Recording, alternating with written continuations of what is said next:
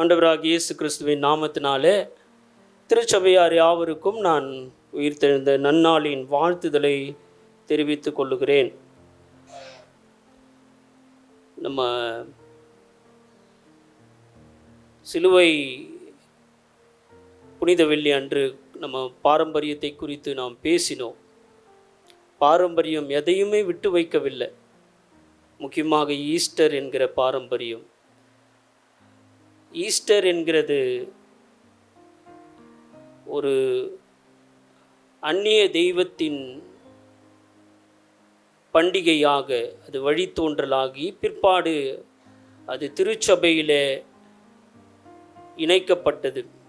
நீங்கள் சரியாக விளங்கி கொள்ளணும், தவறாக எடுத்துக்கக்கூடாது. அது ஒரு அந்நிய தெய்வத்தின், ஆனால் அது உயிர்த்தெழுந்த நாளில் கொண்டு வந்துட்டாங்க. உயிர்த்தெழுந்த நாள் தவறுன்னு நான் சொல்ல, கிறிஸ்மஸ் தவறு என்று சொல்ல. கிறிஸ்துவின் பிறப்பில் கிறிஸ்மஸை கொண்டு வந்துட்டாங்க. கிறிஸ்துவின் பிறப்பு வேறு, கிறிஸ்மஸ் வேறு இல்லை. அது மாதிரி உயிர்த்தெழுந்த நாள் வேறு, ஈஸ்டர் வேறு. ஆகவே நீங்கள் வருகிற நாட்களில் உயிர்த்தெழுந்த நாள் என்று சொல்வது வேதத்தோடு மிக நெருக்கமான ஒரு சத்தியமாக இருக்கும்.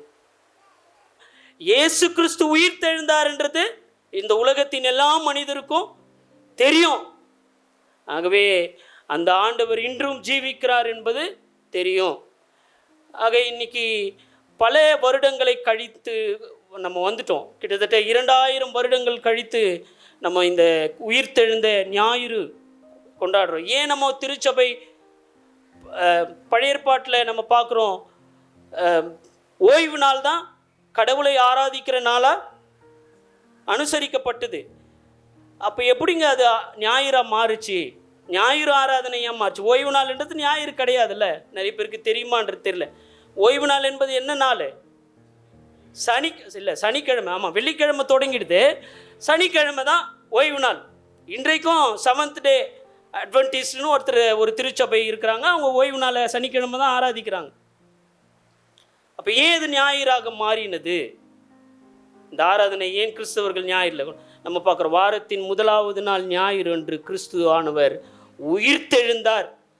அவர் நாம் ஜீவிக்கிற ஆண்டவரை ஆராதிக்கிறதுனாலே அவர் உயிர்த்தெழுந்த நாளிலே முதலாவது அப்போஸ்தலர்களும் சீஷர்களும் கூடி ஆராதிக்க தொடங்கினார்கள். அதுதான் வரலாற்று உண்மை.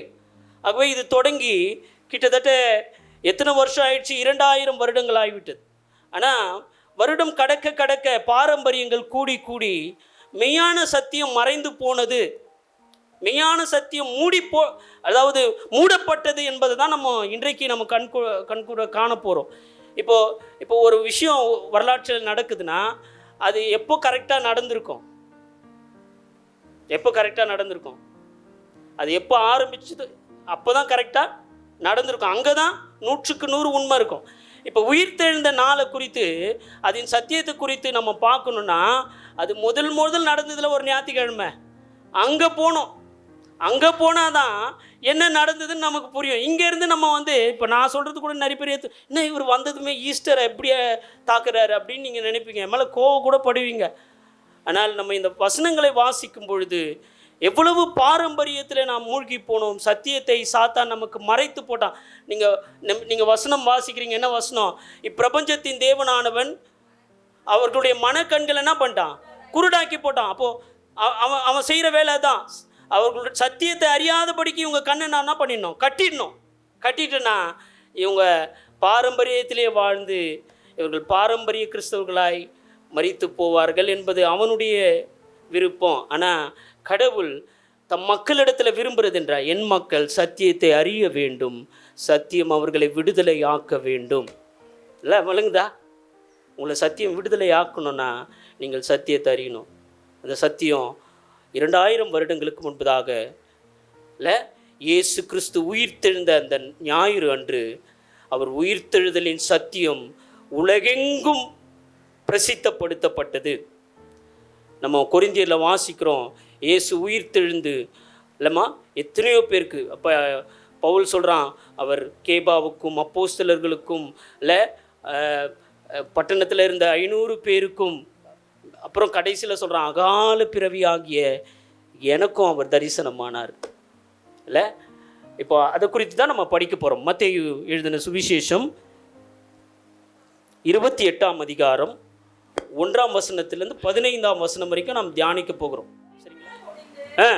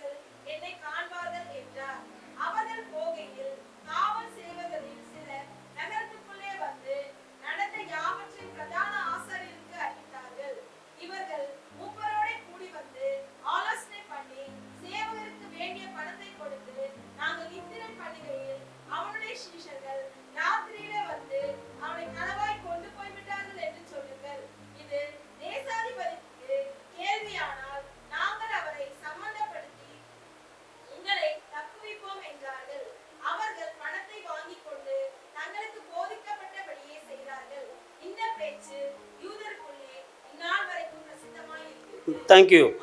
இப்போ நம்ம வாசித்த இந்த பகுதியும் நம்ம வேத பாடத்தில் வாசித்த பகுதியும் இந்த உயிர்த்தெழுதல் எப்படி நடந்ததுன்றத நமக்கு தெளிவாக விளக்குது. ஆனால் அந்த வசனங்கள் பின்னணியில் கடவுள் எவ்வளவு அழகாக மனிதர்களை தன் உயிர்த்தெழுந்த தன்னுடைய உயிர்த்தெழுதலை நம்பும்படியாக தன் உயிர்த்தெழுதலின் சாட்சியாக அவர்களை எப்படி மாற்றினார் என்பதை படிக்கிறோம். நீங்கள் இப்போ நான் சொன்னது மாதிரி ஈஸ்டர் என்கிற அந்த வார்த்தை அது ஒரு அந்நிய வழிபாட்டிலிருந்து வந்தது. ஒருவேளை அதை குறித்து என்னால் விளக்க முடியும்னா நிறைய நேரம் சொல்லலாம். ஆனால் அது மற்ற காரியங்களை தடுத்து உங்களுக்கு அதை குறித்து சந்தேகமாக இருக்குமானா வருகிற நாட்களில் நம்ம அதை குறித்து பேசலாம். பைபிள் ஸ்டடி ஏதாவது சந்தர்ப்பம் ஏற்படும் போது நம்ம அதை குறித்து சிந்திக்கலாம். இல்லை நீங்கள் தனிப்பட்ட விதத்தில் கூட அதை குறித்து கேள்வி கேட்கலாம். இந்த உயிர்த்தெழுந்த ஆண்டவரை சீஷர்கள் எப்படி அணுகினார்கள் என்பதை முதலாவது நாம் பார்க்க போகிறோம். அப்போ அந்த ஆதி ஞாயிறு உயிர்த்தெழுதலின் நாளுக்கு நம்ம செல்ல போகிறோம். சரிங்களா? நம்ம ஒரு பிரயாணம் மாதிரி போயிட்டு அங்கே என்னெல்லாம் நடந்தது, யாரெல்லாம் எப்படி ஆண்டவரை தரிசித்தார்கள், எப்படி நம்பினார்கள், நாம் எப்படி நம்ப வேண்டும் என்று நம்ம படிக்க போகிறோம். இந்த உயிர்த்தெழுதலை அவருடைய சீஷர்கள் எப்படி அணுகினார்கள் முதலாவது. ஏன்னா அங்கே சீஷர்கள் தான் இருந்தார்கள். அதை எப்படி அணுகினார்கள் என்று நம்ம பார்க்க போகிறோம். இந்த வசனத்தில் 1ஆவது வசனத்தில் நம்ம பார்த்தோம். அங்கே 2 பெண்மணிகள் என்ன பண்ணாங்க, வந்தாங்க அப்படின்னு போட்டிருக்கா. ஆமாம், என்ன போட்டிருக்கு, ஓய்வு நாள் முடிந்து வாரத்தின் முதலாம் நாள் விடிந்து வருகையில் மகதலேனா மரியாள் கல்லர் 2 பெண்கள் வந்தாங்க. வாரத்தின் முதல் நாள் என்ன டைமு, ஆனால் நிறைய பேர் விடிஞ்ச பிறகு தான் வந்தீங்கள்ல. Very sad. அவங்க விடியறதுக்கு முன்னாடியே போயிட்டாங்க இல்லை. நல்லது, நம்ம அட்லீஸ்ட்டு உயிர்த்தெழுந்த நாளையாவது விடிய காலத்தில் வைக்கணும். ஏன்னா அதுதான் ரொம்ப ஆப்டாக இருக்கும். சரிங்களா? ஆனால் தூங்காமல் இருக்கிறது அதை விட ஆப்டாக இருக்கும். இப்போது அவங்க 2 பேர் போனாங்க. மற்ற இடங்கள்லாம் நம்ம படிக்கிறோம். நீங்கள் மார்க்கு, லூக்கா, யோவான்லலாம் படிச்சிங்கன்னா இன்னும் சில பேர் கூட அவங்களோட போனாங்க அப்படின்றத நம்ம படிக்கிறோம். இல்லை, இந்த மக்கள் ரொம்ப எப்படிப்பட்ட மனநிலையோடு அந்த கல்லறைக்கு சென்றார்கள். அது பெண்களாக இருக்கட்டும், இல்லை ஆண் சீஷர்கள் நம்ம சகோதரி படிக்க கேட்டோம். நம்ம என்ன பேதுருவும் நம்ம இன்னொரு சீசனும் ஓடினான் அல்ல, ஓடி கல்லறை கிணத்துல பார்த்தாங்க. இவங்க என்ன மனநிலையோடு இருந்திருப்பாங்க? இந்த கல்லறைக்கு போகிறதுக்கு முன்னாடி என்ன மனநிலையோடு இருந்திருப்பாங்க? அதெல்லாம் ரொம்ப முக்கியம். ஏன்னா போய் பார்த்தாங்கன்னு சொல்கிறதுனால நமக்கு ஒன்றும் விளங்கிட போகிறதில்ல. எப்படிப்பட்ட மனநிலையோடு போய் பார்த்தாங்கன்றதுக்கு தான் ஆண்டவர் அந்த சத்தியத்தை நமக்கு கற்றுத்தருகிறார். என்னென்னா, அவர்கள் தோல்வியான மனநிலையோடு, அவர்கள் வீழ்த்தப்பட்ட மனநிலையோடு, டிஃபீட்டட் மைண்ட். அதாவது இவ்வளோ நாள் அவர்களுடைய நம்பிக்கை யார்? இயேசு கிறிஸ்து மட்டுமே இல்லை. பேதுரு சொல்கிறான், நாங்கள் எங்கே போவோம் ஆண்டவரே? ஜீவனுள்ள வார்த்தைகள் எங்கே இருக்குது? அப்படி அப்படி அப்படி எதிர்பார்த்த பேதுருக்கு இப்போ யார் இல்லை? அந்த ஜீவனுள்ள வார்த்தை, ஜீவாதிபதி இல்லை. அப்படி இருக்கும்போது ரொம்ப சந்தோஷமான மனநிலையில் இருந்திருப்பாங்களா? நம்ம ஈஸ்டர் நமக்கு தெரிஞ்சிச்சு, ஏசாமி உயிர் தெரிந்துட்டாரு, நம்ம ரொம்ப சந்தோஷமாக புது ட்ரெஸ்லாம் கூட போட்டுட்டு வரோம்ல. நிறைய பேர் புது ட்ரெஸ் போட்டு பாருல, சூப்பராக இருக்கிறீங்க, அதை நான் ரொம்ப அப்ரிஷியேட் பண்ணுறேன் இல்லை. ஆனால் அவர்களுடைய மனநிலை அப்படி இல்லை. அவர்களுடைய மனநிலை எல்லாம் போச்சுன்ற நிலைமையில் போகிறாங்க. சரிங்களா? அப்படி போகிற மனிதர்களை கடவுள் எப்படி சந்திக்கிறார் என்பது தான் உயிர்த்தெழுதலின் அற்புதம். நான் அற்புதத்தை அப்படி தான் பார்க்குறேன். உயிர்த்தெழுதலின் அற்புதம் என்ன இல்லை? பயத்தோடும் கலக்கத்தோடும் இல்லை அவிசுவாசத்தோடும் இருக்கிற மனிதர்களுக்கு கடவுள் தம் உயிர்த்தெழுதலின் வல்லமையை அவர்களுக்குள்ளே செலுத்துகிறார். சரிங்களா? இப்போ படிப்போம். அப்பொழுது பூமி மிகவும் அதிரும்படி தூதன் வானத்து. இப்போ எத்தனை போதும் சிஸ்டர், இப்போ எத்தனை மக்கள், எப்படி இப்போ மக்கள் அங்கே வந்தாங்கன்னு நம்ம பார்க்குறோம். அந்த மக்கள் என்ன பார்க்க வந்தாங்க, எப்படி இருந்தாங்கன்னு பார்த்தோம். மக்கள் வந்தாங்கன்னு பார்த்தோம். அவங்க என்னத்துக்காக வந்தாங்கன்னு பார்க்குறோம். முதலாவது நம்ம இங்கேயே படிக்கிறோம் 1வது வசனத்தில், வந்த 2 பேர் மரியாளும் ஆமாம், என்ன பண்ண வந்தாங்க? பார்க்க வந்தார்கள். சரிங்களா? அவங்க என்ன பண்ண வந்தாங்க? they just came to look. இன்றைக்கி திருச்சபைக்கு நிறைய பேர் அப்படி தான் வரீங்க. இன்றைக்கி என்ன ஈஸ்டர் ஆராதனை எப்படி நடக்கலாம் பார்க்க, அது ஒரு மாற்றத்தையும் உங்களுக்குள்ளே கொண்டு வராது இல்லை. நீங்கள் 2வது மனிதர்களை குறித்து பார்க்குறோம். மார்க்கு முதல் வந்த மனிதர்கள் பார்க்க வந்தார்கள். 2வது மனிதர்கள் மார்க்கு 16 1ஆம் வசனம், லூக்கா 24 1ஆம் வசனம். வேறு ஒருவர் வாசிக்கலாம்.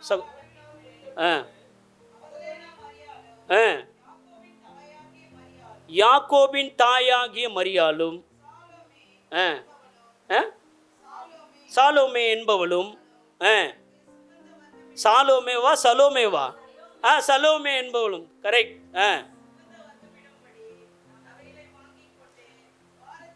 முதல் கூட்டத்தார் பார்க்க வந்தார்கள். 2வது கூட்டத்தார் அவருக்கு சுகந்த வர்க்கம் இடும்படியாக, அதாவது they came to labor.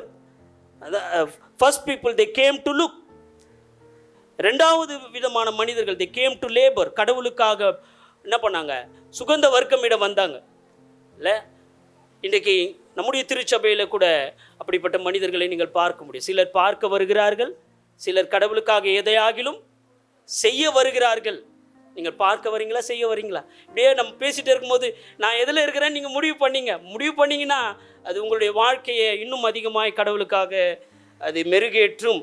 3வது மனிதர் லூக்கா 24:1 வாசிச்சிட்டோமா?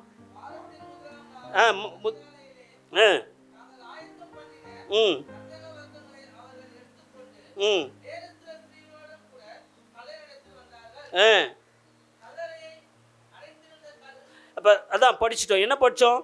எதற்காக வந்தார்கள்? கந்தக ஆமாம் வர்க்கமிட வந்தார்கள். அப்போது அவர்களும் கிறிஸ்துவுக்காக எதையாகிலும் செய்ய வந்தார்கள் என்பதை நம்ம படிக்கிறோம். 3வது மனிதர்கள் வந்த நோக்கம் என்ன? 1வது பார்க்க வந்தார்கள், 2வது கிறிஸ்துவுக்காக பணிவிடை செய்ய வந்தார்கள், 3வது யோவான் 20ஆம் அதிகாரம் 11-18 வரைக்கும் நம்ம படிக்கலாம். யோவான் 20ஆம் அதிகாரம் 11 அதான் இப்போ சகோதரி படித்தாங்க. அதில் மரியாள் கடைசி வரைக்கும் என்ன பண்ணுறா? நீங்கள் எல்லாரும் ஒடியாந்தாங்கன்னு பார்த்தோம் இல்லை. மரியாள் வந்தா, அப்புறம் இன்னொருத்தர் யார் வந்தாங்க? மகதலே மரியாளும் மற்ற மரியாளும், அப்புறம் யாக்கோபும் யாக்கோபின் தாயாகிய மரியாளும், அப்புறம் பேதுருவும் யோவானும் எல்லாரும் வந்தாங்களே.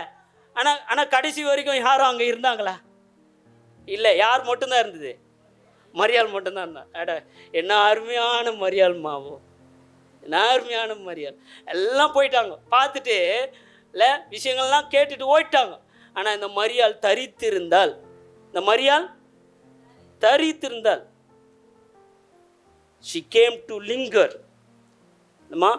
Some came to look, some came to labor, some came to linger. தரித்திருக்க வந்தார்கள். மார்க்கு எப்படிப்பட்ட மரியாள் அவள் என்று நம்ம படிக்கிறோம். மார்க்கு 16:9 இந்த தரித்திருந்த மரியாள் எப்படிப்பட்ட மரியாள்? மகதலேனா மரியாளுக்கு அடுத்த வசனம், எவளிடத்திலிருந்து? இந்த மகதலேனா என்கிற மரியாள் இடத்திலிருந்து அவர் 7 பிசாசுகளை, யார் இந்த மரியாள்? பிசாசு பிடித்தவளாக இருந்தால். அப்படின்னா என்ன அர்த்தம்? அவள் கடவுளுக்கும் அவளுக்கும் கரெக்ட். யார் சொன்னது? ரொம்ப கரெக்ட். கடவுளுக்கு அவளுக்கு சம்பந்தம் இல்லை, சாத்தானுக்கு அவளுக்கு மட்டும்தான் சம்பந்தம். இன்னைக்கு நீங்கள் எப்படி இருக்கிறீங்க? யார் கூட சம்பந்தமாக இருக்கிறீங்க? நம்ம பாட்டு, ஒரு பாட்டு இருக்குங்க விபிஎஸ்ல கூட, ஆற்றுல ஒரு கால் சேத்துல ஒரு கால் வச்சிருந்தா வேஸ்ட்டு உங்கள் வாழ்வு. விபிஎஸ்ல இருக்குது அந்த பாட்டு. நீங்கள் சாத்தானுக்கு ஒரு கால், ஆண்டவருக்கு ஒரு கால் இல்லை. மரியாள் அவள் 7 பிசாசு ஓயிட்ட பிறகு அதுக்கப்புறம் பிசாசு அவன் வாழ்க்கையில் வரவே இல்லை. ஆனால் நம்ம வாழ்க்கையில் நம்ம பரிசுத்த ஆவியானவர் வந்து போகிறாரோ இல்லையோ? பரிசுத்த ஆவியானவர் வந்து போகிற வாழ்க்கை இல்லைங்க. புதிய ஏற்பாட்டில் பரிசுத்த ஆவியானவர் நிரந்தரமாக தங்கிட்டார். நம்ம சில பாடல்களை மாற்றணும். ஆவியானவரே வாரும், இப்போ வாரும், இறங்கி வாருன்றதுலாம் புதிய ஏற்பாட்டுக்கு சரிப்படாது. ஏன்னா ஆவியானவர் எனக்குள்ளே இருக்கிறாரு, எனக்குள்ளே இருக்கிறவர் வாரும்னு கூப்பிட்டா எப்படி? இதுக்கு ரொம்ப கான்ட்ராடிக்டா இல்லை? நமக்கு ஒன்றும் விலங்குலன்னு அர்த்தம். ஆனால் புதிய ஏற்பாட்டில் பரிசுத்த ஆவியானவர் முழுவதுமாக இருக்கிறாரு. ஆனால் சாத்தான் தான் என்ன பண்ணுறான்? அப்பப்போ வந்து போயிடுறான். இப்போ எங்கள் யூத் பிள்ளைங்க கேள்வி கேட்க தயாராக இருப்பாங்கன்னு நினைக்கிறேன். ஏன்னா நான் சாத்தானை பற்றி எடுத்துன்னுக்கிறேன், பேய் பிடிச்சதெல்லாம் பற்றி யூத் பசங்கிட்ட கேட்டுன்னு இருக்கிறேன், பேய் இருக்குதா இல்லையான்னு. உங்களுக்கும் அது நம்பி இப்போ எல்லோரும் அப்படியே முகம்லாம் இதுக்கு செம்ம டாபிக்குங்க இல்லை? சாத்தான் அடிக்கடி நம்முடைய வாழ்விலே நம்மை என்ன பண்ணுறான்? ஆட்கொள்ளுகிறான். நீ சபைக்கு போவாதே, உனக்கு வேலை தான் முக்கியம். நீ சபைக்கு போவாதே, உனக்கு கல்யாணம் தான் முக்கியம். நீ பைபிளை தூக்கின்னு போவாதே. ஃபோனு அதை விட வெயிட்டாக இருக்குமா? லேசாக இருக்கும். ஃபோனை தூக்கிட்டு போ இல்லைங்க. பேசுகிறேன். மரியாள் 7 பிசாசு. ஒரு பிசாசுக்கு நீங்கள் தாங்க மாட்டீங்க. உங்களுக்கு நேற்றுக்கு 7 பிசாசு.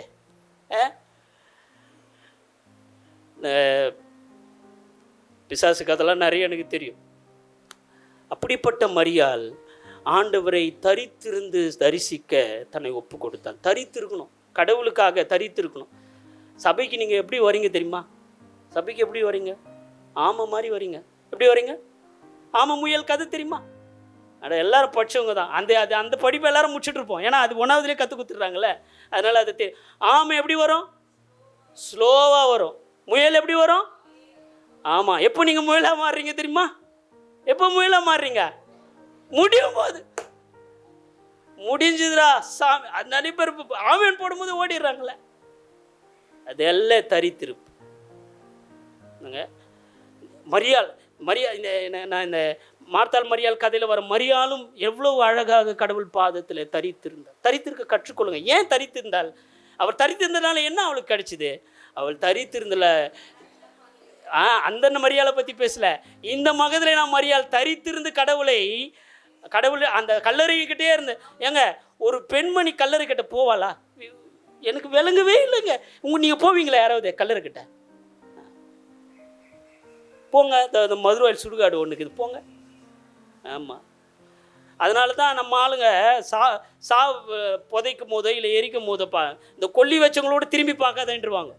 அவனை கைத்தை பிடிச்சி திரும்பியே பார்க்காதது அப்படின்ட்டு கூட்டின்னு வந்துடுறாங்க. காரணம் என்னென்னா, அதோடு அவன் அந்த பக்கம் போக மாட்டான். அது மாதிரி நீங்கள் போவீங்களா? இப்போ ஏன் அவள் வரா? ஏனால் எப்படி ஆகிலும் தன் ஆண்டவரை அவள் தன் ஆண்டவருடைய சரீரத்தை, நீங்கள் அவளுக்கு உயிர்த்தெழுந்த நம்பிக்கை அது வரைக்கும் வரல, தன் ஆண்டவருடைய சரீரத்தை அவள் பார்க்கணும் அல்ல அப்படின்ற அவரோடு கூட ஐக்கியப்பட்ட நான் எப்படி அவர் இல்லாமல் வாழ முடியும்? அவர் இருந்த இடத்துல இறந்து இருக்கிற இடத்துலையாவது நான் இருக்கிறேன்ட்டு இருக்கிறா. நீங்கள் சபை முடிஞ்ச பிறகு ஆண்டவர் எங்கே போயிடுறாரு? இல்லை, ஆண்டவர் சொல்கிறார், எங்கே 1-2 பேர் அங்கே இருக்கிறேன்ற. ஆதி திருச்சபை அதை உணர்ந்ததுனால அவங்க என்ன பண்ணாங்க? தினந்தோறும் சபையில் இருந்தாங்க. ஆனால் நீங்கள் ஓடி போயிடுறீங்க, ஆண்டவருடைய பிரசன்னத்தை உருவாக்க மாட்டீங்க. கூடி வரும்போதெல்லாம் ஆண்டவர் என்ன பண்ணுறாரு? உங்களிடத்திலும் என்னிடத்திலும் வாசம் செய்கிறார். இப்போ படிப்போம். அந்த மரியாள் அவள் என்ன பண்ணப்பட்டாள்? 7 பிசாசினாலே. மத்தேயு 27:61 வாசிக்கிறோம். அவ என்ன பண்ணா? மத்தேயு 27:61. மற்ற மரியாளும் கல்லறைக்கு எதிராக உட்கார்ந்து இருந்தார்கள். சரிங்களா? ஏன் உட்கார்ந்துருந்தார்கள்? ஏன் உட்கார்ந்துருந்தாங்கம்மா? மார்க்கு ஏன் உட்கார்ந்தாங்கன்னா, இயேசு கிறிஸ்து இங்கே அதுக்கு முன்னாடி படிக்கலாம். மத்தேயு 27:61 பட்சம்ல அதுக்கு முன்னாடி என்ன வசனம் படிக்கிறோம்?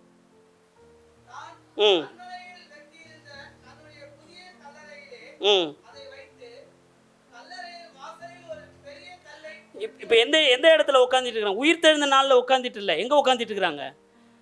அடக்கம் பண்ணுற நாளில் உட்காந்துட்டு இருக்கிறாங்க. நல்லா உங்களுக்கு விளங்குதா? அவன் யோசேப்பாகிய அரிமத்தேயனாகிய யோசேப்பு தான் தனக்கென்று என்ன பண்ணான்? ஒரு கல்லறை வாங்கி வச்சுருந்தான். பிலாத்து இது மாதிரி ஒரு சம்பாஷணையை கொடுக்குறாங்க. பிலாத்து அந்த அரிமத்தேயனாகிய யோசேப்புக்கிட்ட பேசின மாதிரி ஒரு யூகத்தை கிரியேட் பண்ணி வச்சுக்கிறாங்க. என்ன பேசினான்னு கவனிக்கிறீங்களா? அந்த அரிமத்தேயனாகிய யோசேப்பை பார்த்து பிலாத்து கேட்டானா, யோசேப்பே, இந்த இடத்துல நீ பெரிய பணக்காரன் இல்லை, நீ பணத்தை சேர்த்து அவ்வளோ விலை உயர்ந்து அந்த அன்றைக்கி கல்லறைலாம் வாங்குறது ஒரு பெரிய காரியம் கிடையாது. பணக்காரன் தான் கல்லறை வாங்க முடியும். அதனால தான் யோசேப்பு வாங்கி வச்சுருந்தான். இவ்வளோ காசு கொடுத்து ஒரு கல்லறை வாங்கினியே, அந்த கல்லறையை உனக்குன்னு வாங்கினியே யோசேப்பு, ஏன் அந்த இயேசு சாமிக்கு அந்த இயேசுக்கு ஏன் கொடுத்துட்டேன்? அவனுக்கு அது அவர் சாமின்னு கூட தெரியாதுல்ல. இயேசுக்கு ஏன் கொடுத்துட்டேன்னா, அவன் சொன்னானா, ஒன்றும் வேஸ்ட் ஆகாது, அது 2 நாள் வரைக்கும் தான் அவர் இருப்பார். என்ன பண்ணுவார்? 3ஆவது நாள் அவர் போயிடுவார். அதுக்கப்புறம் அது கல்லறை இல்லை. எவ்வளோ அருமையான சிந்தனை இல்லை அது. அப்போ அந்த கல்லறையாண்ட மார்த்தாலும் மரியாளும் என்ன பண்ணிட்டு இருக்கிறாங்க? உட்காந்துட்டு கடைசி வரைக்கும் ஆண்டவரிடத்தில் இருந்ததும் பெண்கள் தான். அவர் உயிர் தழுதும் போது ஆண்டவரை பார்க்க முதலாவது ஓடினதும் பெண்கள் தான். இந்த பெண்கள் இல்லைன்னா சபை என்னைக்கோ டோர் க்ளோஸ் ஆகிட்டு இருக்கு. ஒரே ஒருத்தர் தான் ஆமேன்னு சொல்கிறார். எல்லாம் நிறைய பேர் ஆமேன்னு சொல்லலாம். ஏமா ஆண்டவர் இந்த பெண்களுக்கு ஒரு விசேஷித்த விசுவாசத்தை அளித்திருக்கிறார். நீங்கள் இந்த வஸ்திரத்தை தொட்டால் அந்த பெண்ணுக்கிட்ட ஆண்டவர் சொல்கிறாரு, நீங்கள் எங்கே வேணாலும் போய் படித்து பாருங்கள், ஐ சேலஞ்ச் யூ. அவளுக்கு சொன்ன வார்த்தையை ஆண்டவர் வேறு யாருக்கும் சொல்லலை. அவளுக்கு என்ன சொன்னார் தெரியுமா? உன் விசுவாசம் பெரியது. பெரிய விசுவாசம்னு ஆண்டவர் எந்த இடத்துலையும் சொல்ல. நீங்கள் நல்லா போய் பாருங்கள். உன் விசுவாசம் உன்னை ரட்சித்தது. இப்படிப்பட்ட விசுவாசத்தை நான் பார்க்கலன்னு ஒருத்தங்கிட்ட சொல்கிறார். ஆனால் எங்கேயுமே பெரிய விசுவாசம்னு சொன்னது கிடையாது. அதனால தான் சொல்கிறேன், ஆண்டவர் பெண்களை அதிகமாக நேசிக்கிறார். அதுக்காக ஆண்களை நேசிக்கலைன்னு அர்த்தம் இல்லை. ஆண்களையும் அவர் நேசிக்கிறார். ஆனால் பெண்களுக்கு விசுவாசம் அதிகம். விசுவாசித்தவளே பாக்கியவதி. Very good, right. அப்போ இந்த மரியாள் ஆண்டவரோடு கடைசி நேரம் வரைக்கும், கல்லறை மூடும் வரைக்கும் அங்கே இருக்கிறா.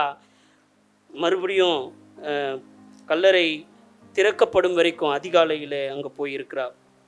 மார்க் 16:9 வாசிங்க.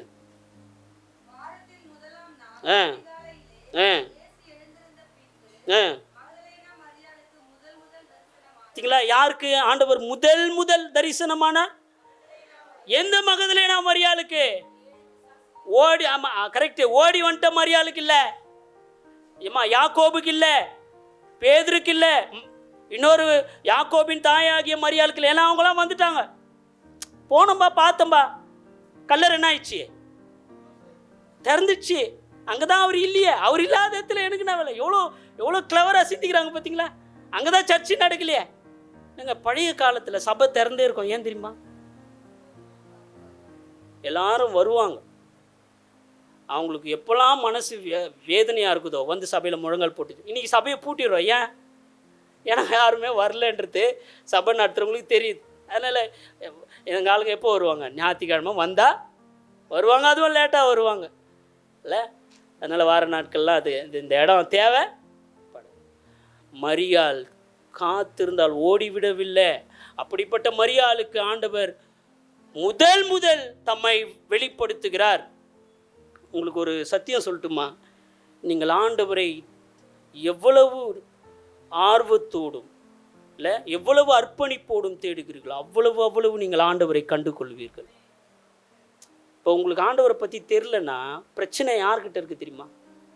நீங்கள் தேடலைன்னு அர்த்தம், நீங்கள் ஓடலைன்னு அர்த்தம், நீங்கள் தரித்திருக்கலன்னு அர்த்தம், நீங்கள் கடவுளுக்காக பணி செய்யலன்னு அர்த்தம். இப்போ இந்த 3 பேரும் அவங்க பார்க்கவாவது வந்தாங்க, பணி செய்யவாவது வந்தாங்க, தரித்திருக்கவாவது வந்தாங்க. ஆனால் இந்த 3 கேட்டகரியில் சில பேர் இல்லவே இல்லை. இந்த 3 கேட்டகரியில் சில பேர் இல்லைங்களா? அவங்கள என்ன பண்ணலாம் சொல்லுங்கள்? அவங்களை குறித்து ஆண்டவர் எவ்வளோ வேதனைப்படுவார் இல்லை? உனக்காக நான் மரித்தேனே, எனக்காக நீ என்ன செய்த? உனக்காக நான் சாவையும் நோவையும் பேயையும் ஜெயித்தேனே, நீ எனக்காக என்ன செய்த? இல்லை, நான் பல சபைகளை பார்க்குறேன்.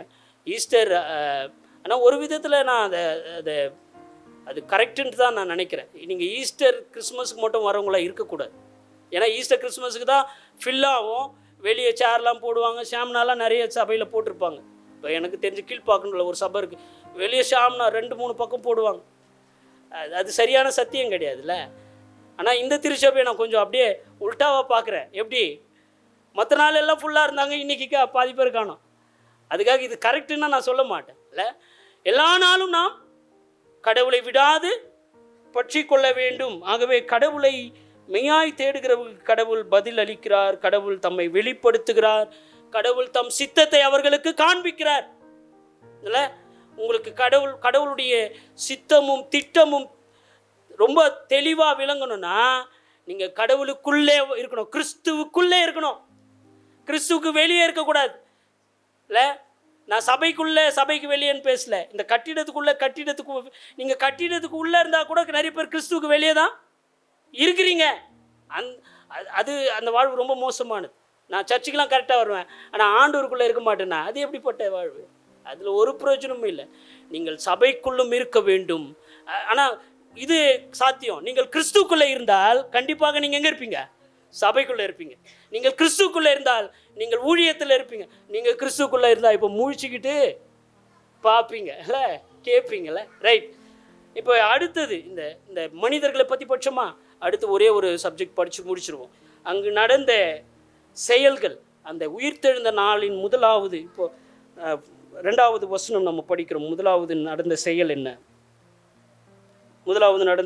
2வது, அதாவது நம்ம படித்த மத்தேயு 28ஆம் அதிகாரம் 2வது வசனம். எப்பொழுது? என்ன விளக்கம்ல? எப்பொழுது? அப்பொழுது. என்ன அவள் முடிஞ்சிச்சா? இப்படித்தான் நிறைய பேர் விளக்கிட்டு போகிறாங்க. எப்பொழுதுமா? இயேசு கிறிஸ்து மரணத்தை வென்று உயிர்த்தெழும் பொழுது பூமி அதிர்ந்தது. அப்படின்னா என்ன? இயற்கை தன்னுடைய சந்தோஷத்தை வெளிப்படுத்தின. 2, இயற்கை எவ்வளவு ஆண்டவரை நேசிக்கிறது என்பதை நீங்கள் இந்த அவருடைய பாடிலையும் அவருடைய உயிர்த்தெழுதலையும் நீங்கள் பார்க்க முடியும். அந்தகாரம் வந்து இதில் 3 மணி நேரம் அந்தகாரம் ஏற்பட்டு பூமி இருண்டது. வரலாற்றில் பதிவிடுறாங்க. அப்படிப்பட்ட ஒரு அந்தகாரம் உலகத்தில் சரித்திரத்தில் ஏற்படவில்லை. அப்படிப்பட்ட பூமி அதிர்ச்சி இந்த ரிக்டர் அளவு சொல்கிறாங்க, அப்படி ஏற்படல. அவ்வளோ மோசமான பூமி. அந்த மாதிரி பூமி அதிர்ந்தது. 2வது என்ன படிக்கிறோம்? கர்த்தருடைய தூதன் வானத்திலிருந்து இறங்கி வந்து கிறிஸ்துவை அடக்கம் பண்ணின கல்லறையின் வாசலில் இருந்த கல்லை கர்த்தருடைய தூதன் புரட்டி போட்டு அந்த ஸ்டோன் வாஸ் ரிமூவ். கல்லறை புரட்டப்பட்டது. அவருடைய வாழ்க்கையில கிறிஸ்துவை அவர்கள் காணாமல் இருந்ததற்கு ஒரே ஒரு தடை, அந்த பெரிய கல். அந்த கல் புரட்டப்பட்டது.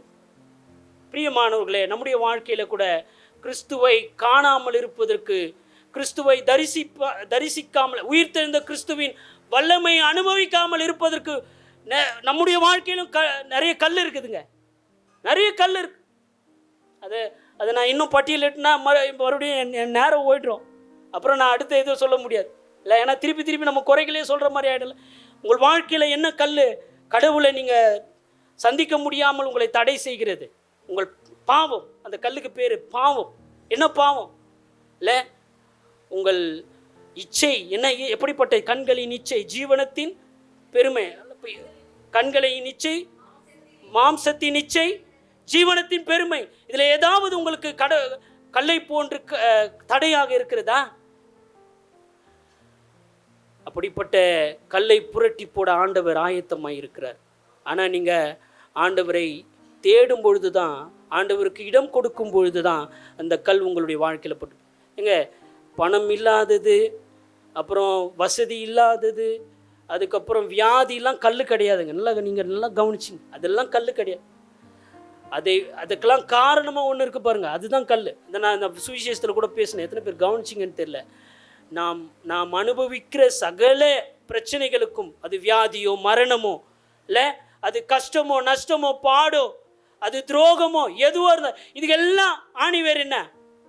பாவம். அதான் கல்லே. உங்கள் பாவம் எனும் கல்லை நீங்கள் கடவுள் புரட்டி போட நீங்கள் விரும்பாவிட்டால் உங்கள் வாழ்க்கையில் உயிர்த்தெழுந்த ஆண்டவரை நீங்கள் தரிசிக்க முடியாது. அவருடைய வல்லமையை நீங்கள் அனுபவிக்க முடியாது. ஆக முதல் தடை அந்த கல் புரட்டப்பட்டு இருந்தது. சரிங்களா? ரெண்டாவது தடை நம்ம மத்தேயு 27ஆம் அதிகாரம் 62வது வசனத்தில் பார்க்கிறோம். ரெண்டாவது தடை.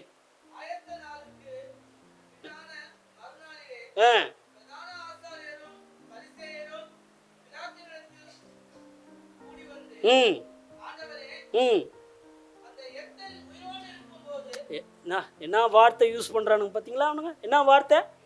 எத்தன். யாரு? இப்போ கொஞ்ச நேரத்தில் தெரிஞ்சிடும் யார் எத்தன்ட்டு.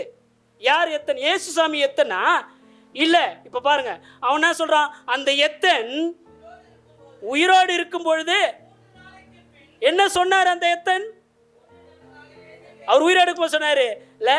என்ன சொல்ல? இந்த ஆலயத்தை இடித்து போடுங்கள். எந்த ஆலயத்தை பற்றி பேசினாரு? நம்ம ஆளுங்களுக்கு சொல்கிறதே விளங்காது. நேராக சொன்னாலும் விளங்காது, ஊமையில் சொன்னாலும் விளங்காது. இந்த ஆலயத்தை இடித்து போடும், 3 நாளில் கட்டுவேன். அவன் உடனே யோசிக்கிறான், இவ்வளோ பெரிய ஆலயம் இத்தனை வருஷமாக கட்டுன்னு எப்படிப்பா இவர் 3 நாளில் கட்டுருவார்? அவர் தம்முடைய சரீரமாகிய ஆலயத்துக்கு. அந்த ஆண்டவர் தான் சொன்னார், நீங்களே என். பார்த்தீங்களா? ஆண்டவர் அவரே ஆலயம் அப்படின்னார்ல. நாம் யார்? நாமும் அவருடைய ஆலயம். சரிங்களா?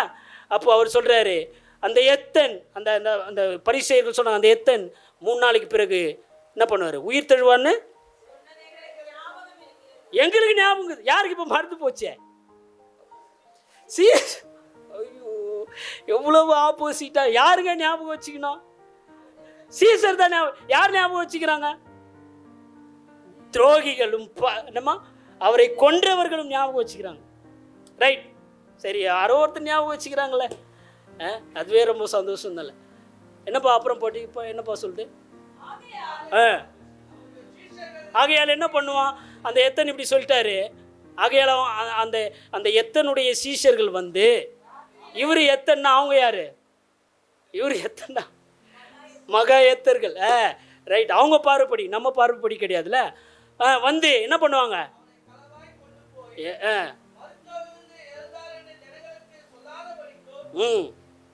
யார் களவாயிட்டு போவாங்களாம்? எவ்வளோ தைரியசாலிங்களா அவங்க? யாருங்க? எங்கே இருக்கிறாங்க? இப்போ உயிர்த்த பார்க்க வந்தாங்க, இங்கே ஒன்றுமே இல்லைன்னு எங்கே போய் என்ன பண்ணிட்டாங்க? கதவை சாத்திக்கினாங்க. அவங்க வந்து என்ன பண்ணுவாங்களாம்? கதவை சாத்தினவங்க என்ன பண்ணுவாங்களா? திருட்டு போயிடுவாங்க. இப்போ சொல்லுங்க, யார் எத்தனை? இவனுங்க தான் எத்தன் இல்லை? தூக்கிட்டு போயிடுவாங்க. ஆகவே நம்ம என்ன பண்ணலாம்?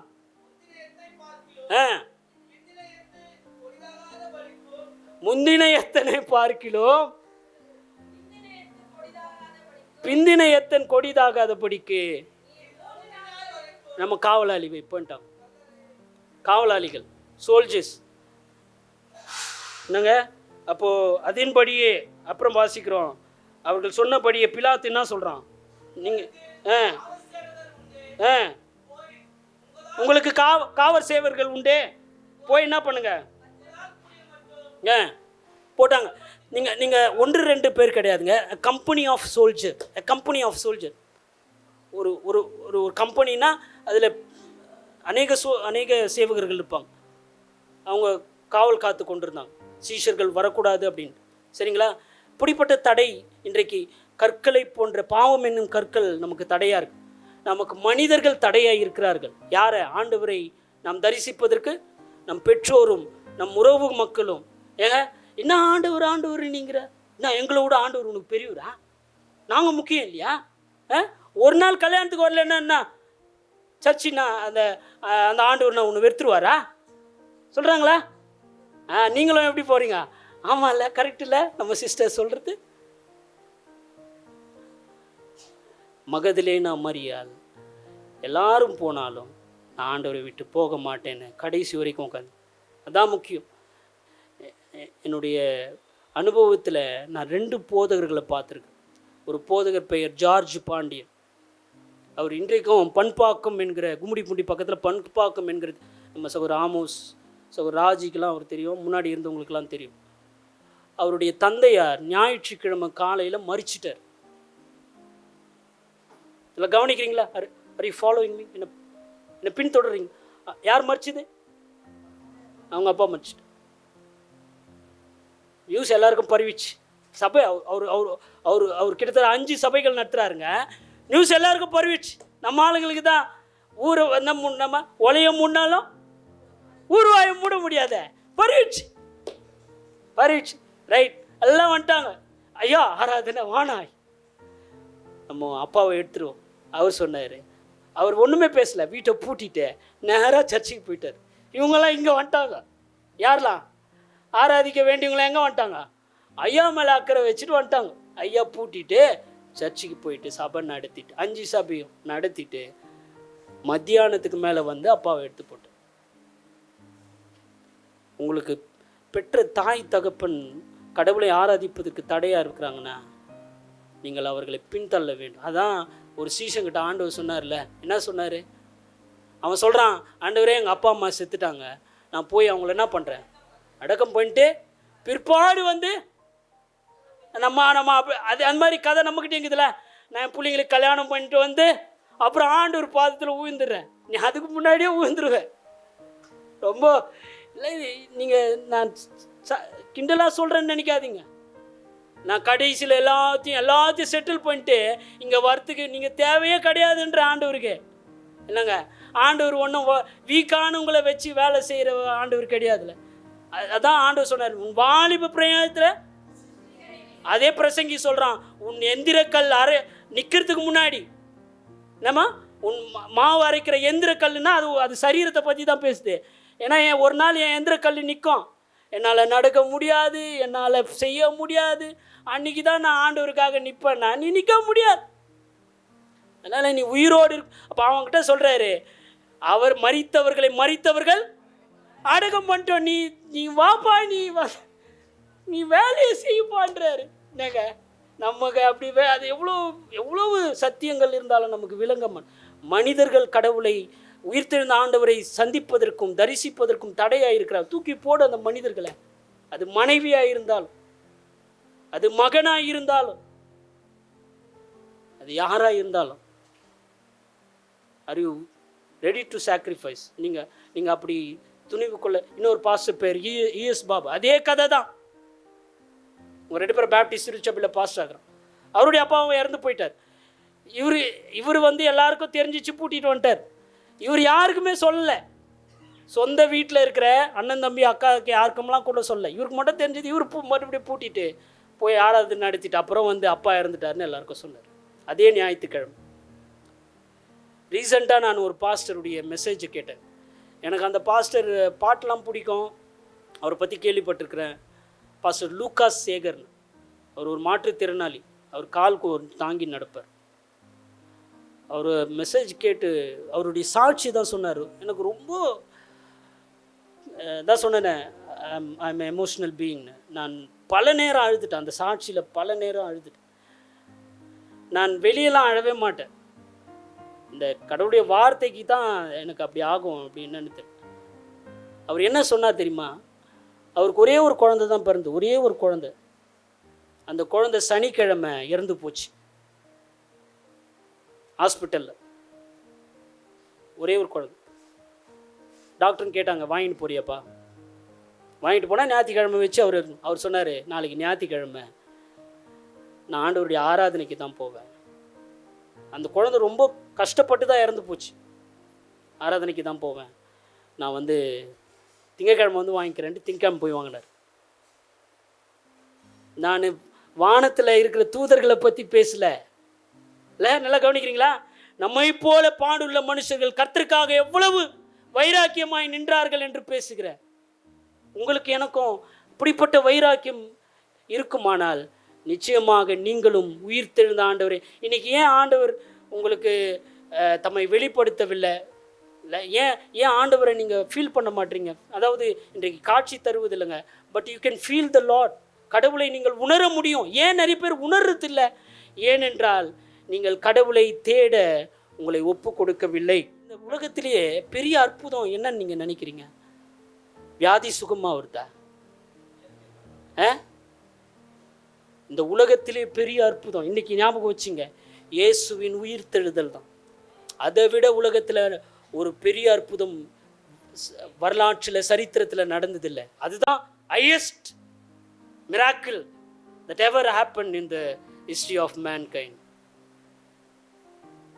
அது உங்களுக்கு நான் விளக்கட்டுமா? நீங்கள் ஒரு ஒரு ஒரு ஒரு ஊர் வழியாக போயிட்டு இருக்கிறீங்க, சரிங்களா? ஒரு 2 மனிதர் அங்கே இருக்கிறாங்க. ஒரு மனிதன் செத்து போய் கிடக்கிறான், ஒரு மனிதன் உயிரோடு இருக்கிறான். நீங்கள் யார்கிட்ட வழி கேட்பீங்க? நீங்கள் நிறைய பேர் கேட்குறாங்க, ஏன் இயேசு மட்டும் கடவுள்? ஏங்க இயேசு மட்டும் கடவுள்ன்றீங்க? ஏன் புத்தர் கடவுள் இல்லையா? ஏன் இவர் கடவுள் இல்லையா? அவர் கடவுள் இல்லையா?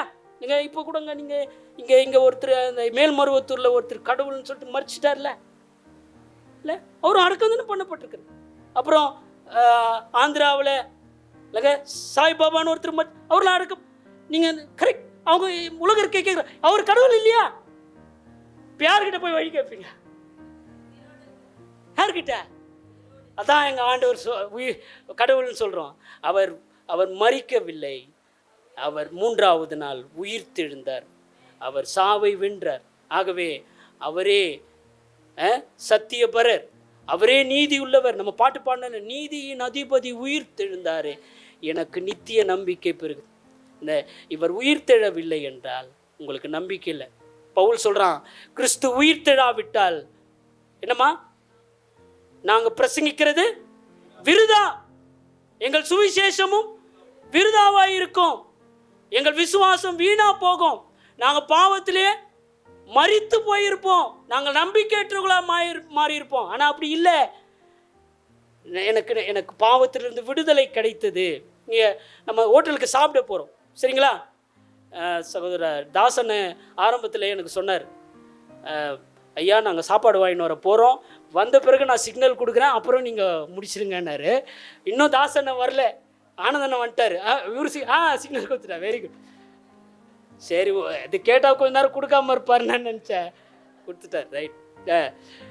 நம்ம ஹோட்டலுக்கு போகிறோங்க, சாப்பாடு வாங்குகிறோம், அதுக்கு நம்ம என்ன பண்ணுறோம்? பேமெண்ட் பண்ணுறோம். நம்ம என்ன பண்ணுறோம்? காசு கொடுக்குறோம். அதுதான் ஆண்டவர் சிலுவையில் நம்ம விலை கிரயமாய் தன்னை கொடுத்தார். ஆனால் அந்த சாப்பாட்டுக்கு நம்ம கொடுத்த காசுக்கு நம்ம என்ன வாங்குகிறோம்? சாப்பாடு வாங்குகிறோங்க, ரிசிப்ட் வாங்குகிறோம். நம்ம சாப்பிட்டோன்றதுக்கு அடையாளம் நீங்கள் சாப்பாட்டை காட்ட முடியாது. பார்த்தீங்களா நான் சாப்பிட்டேன், பார்த்தீங்களா பார்த்துங்கன்னா பார்க்க முடியாது. எது அடையாளம்? பில்லு தான் அடையாளம். உயிர்த்தெழுதல் ரிசிப்ட்டுங்க. கடவுள் உயிர்த்தெழுந்தார். அவருடைய உயிர்த்தெழுதல் உங்கள் பாவங்கள் மன்னிக்கப்பட்டதற்கான அத்தாட்சி. நீங்கள் பரலோகத்திற்கு போவீர்கள் என்பதற்கான ரிசிப்ட் தான். அதனால சும்மா வழ குழலாம் திங்க் பண்ணுங்க, ஐயோ நான் பரலோகத்துக்கு போவேனா? நீங்கள் போவீங்க. ஏன்னா ஆண்டவர் உங்களுக்காக தம் ஜீவனையே ஒப்பு கொடுத்திருக்கிறார். அவருடைய ரத்தம் உங்களை மீட்கும், உங்களுடைய கிரியை கிடையாது. இல்லைங்க, உங்களுடைய கிரியை கிடையாது. ஏன்னா இப்போ நான் வாலிபர்கிட்ட பேசினேன், சரிங்களா, க்ளோஸ் பண்ணிட்டேன். வாலிபர்கிட்ட பேசினேன். என்ன பேசினேன்னா, ஏன் நிறைய பேர் நரகத்துக்கு போகிறாங்க அப்படின்னு சொல்லி நான் பேசினேன். அப்போது வாலிபர்கள் சொன்னாங்க, விசுவாசிக்காதவர்களாம் நரகத்துக்கு போவாங்க. இப்போ நான் அவங்ககிட்டயும் கேள்வி கேட்டேன், இயேசு கிறிஸ்து எல்லாருக்காக மரிச்சாரா, சிலருக்காக மரிச்சாரா? ஆடாடா, என்ன அருமையான சத்தியம்! இயேசு கிறிஸ்துவின் ரத்தம் சகல பாவங்களை நீக்கி சுத்திகரிக்கும். அப்போ இயேசு கிறிஸ்துவனுடைய ரத்தம் வீணா போகுமா? அப்போ ஏன் எல்லாரும் நரகத்துக்கு போகிறாங்க அப்படின்னு கேட்டதுக்கு தான் வாலிபர் சொன்னாங்க, விசுவாசிக்காத நரகத்துக்கு போ. இப்போ எப்படிங்க, நான் கேட்குறேன், நீங்கள் எப்படி விசுவாசிக்க முடியும்? எபேசியர் 2:1 சொல்லுது, நீங்கள் யார்? எபேசியர் 2:1 எடுத்து வாசிங்க. பார்த்தீங்களா, மூட்டேன்னு சொன்னோன்னே நீங்கள் மூட்டிங்க பார்த்தீங்களா? நான் தான் பைபிள் மூட்டேன், நீங்கள் உங்களை அக்கிரமம். நல்லா கவனிங்க, நீங்கள் விசுவாசிக்க முடியுமான்னு எனக்கு பதில் சொல்லணும். அக்கிரமங்களினாலும் பாவங்களினாலும் மரித்த நீ எப்படி விசுவாசிக்க முடியும்? நீங்கள் எப்படி இருக்கிறீங்க? மரித்து இருக்கிறீங்க. இப்போ நீங்கள் சொல்கிறீங்க, மரித்த சரளத்துக்கிட்ட பேசிட்டு, பா இயேசு உன்னை நேசிக்கிறார், இயேசு உன்னை நேசிக்கிறார், நீ விசுவாசினா எப்படி மரிச்சவன் விசுவாசிப்பான்? அப்போ எப்படி விசுவாசம் நமக்குள்ளே வந்து? அதே எபேசியர் 2:8 சொல்லுது, விசுவாசம் எப்படி வந்தது? நீ ஏற்றுக்கல, கடவுள் கொடுத்த கிருபை உனக்கு விசுவாசத்தை கொடுத்தது. அதான் எபிரேயர்ல வாசிக்கிறோம், விசுவாசத்தை துவக்குகிறவரும். இப்போ சொல்லுங்க, இயேசு யாருக்கு விசுவாசத்தை கொடுக்கிறாரோ அவர்கள் இயேசுவை தெரிந்து கொள்ளுகிறார்கள். அப்போ ஆண்டவர் எல்லாருக்கும் விசுவாசத்தை கொடுக்கறதில்ல. நம்ம கொடுத்தா விவேகானந்தர் பற்றி விவேக் சொல்கிறார், மரித்துட்டார்ல விவேக், அவர் ஒரு காணொலி. விவேகானந்தர் சொல்கிறாரு, நான் மட்டும் ஜெருசலேமில் இருந்தால் இல்லை, இயேசு கிறிஸ்துவனுடைய ரத்தத்தை எடுத்து என்னுடைய அவருடைய காலை கழுவ மாட்டேன், என் கையினுடைய ரத்தத்தை எடுத்து என்னுடைய கழுத்தாரத்துக்கு என் இருதயத்தின் ரத்தத்தை எடுத்து இயேசு உடைய கால்களை நான் கழுவேன்னு யார் சொன்னாராம்? உலகத்தின் தலை சிறந்த மனிதன் விவேகானந்தர் சொன்னாராம் இல்லை? அப்போ இயேசு கிறிஸ்து எப்படிப்பட்ட இல்லை நம்பிக்கைக்குரியவர், அவர் எவ்வளவு என்னங்க விசுவாசத்துக்குரியவர். இந்த உலகத்தின் மனிதர், இந்த உலகத்தின் தலை சிறந்தவர்கள் கூட அவரை அண்டிக் கொள்க. இப்போ அப்படிப்பட்ட விவேகானந்தரை ஏன் இயேசு ரட்சித்திருக்கக்கூடாது? அதான் கேள்வி. இப்போ அவ்வளவு நேசித்தவர் விவேகானந்தர் பரலோகத்தில் இருப்பார் நீங்கள் நினைக்கிறீங்களா? இல்லை, நான் என்ன கேட்குறேன், நம்மளை விட அவரை விட நம்ம நல்லவங்களா? நான் நல்லவனா? நீங்கள் நல்லவங்களா விவேகானந்தரை விட? அது மாதிரி நிறைய நான் லிஸ்ட்டு சொல்லலாம். ஏன் என்னை நேசித்தார்? நான் நல்லவன்றதுக்காகல, நான் பாவியாக இருக்கும்போது அவர் தம் கிருபை என் மேல் வைத்ததுனால நான் விசுவாசியானேன். அதனால தாங்க இப்போது நான் ரொம்ப ஜாக்கிரதையாக இருக்கணும். எதனால் ஜாக்கிரதையாக இருக்கணும்? நான் நல்லவன்னு தேர்ந்தெடுத்திருந்தார்னா பரவாயில்ல, நான் இப்படியே வாழ்ந்துட்டு போயிடலாம். நான் நல்லவன்றதுனால தானே அவருக்காக தேர்ந்தெடுத்தார் இல்லையே? நீங்களும் நானும் நாங்கள் கேடு கெட்டவர்கள், மிகவும் மோசமானவர்கள். திரும்ப திரும்ப நம்ம அவரை மறுதளிப்போன்னு. பேதுரு எத்தனை தடவை மறுதளிச்சான்? நம்ம கணக்கே இல்லைல்ல. நீங்கள் வேணால் டைரி எடுத்து எழுதி பாருங்களேன். ஒரு நாளைக்கே நம்ம 3 தடவைக்கு மேலே மறுதளிப்போம். இப்போ யார் நரகத்துக்கு போனோம்? நான் தான் நரகத்துக்கு. ஆனால் நான் நரகத்துக்கு போவால் பரலோகத்திற்கு அவர் என்னை தெரிந்து கொண்டார் என்பதற்கு காரணம், அவர் எனக்காக மரித்தது மாத்திரமல்ல, அவர் அடக்கம் பண்ணப்பட்டு 3ஆவது நாள் உயிர் தந்தார். எழுந்து